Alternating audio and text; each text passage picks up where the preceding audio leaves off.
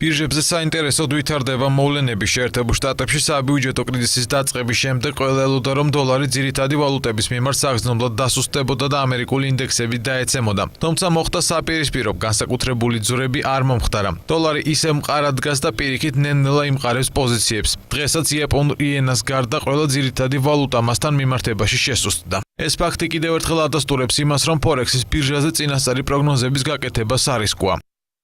Admiral Markets-ის მონაცემები დღეს დოლართან მიმართებაში წამყვანი ვალუტები და ძვირფასი ლითონების ფასები შემდეგნაირად გამოიყურება. ფასმა მოიმატა იაპონურ იენაზე 0.63% და ოქროზე 0.37%. ფასმა დაიკლო ახალ ზელანდიურ დოლარზე 0.74% და ავსტრალიურ დოლარზე 0.61%.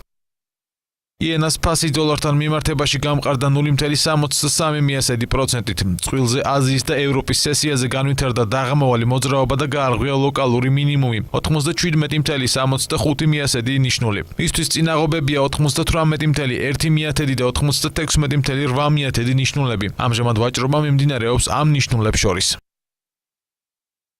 ნავთობის ფასი განაგრძობს კლებას. დღევანდელი ვაჭრობისას იგი შემცირდა 0.5% და ბარელზე შეადგინა $101 და 51 ცენტი.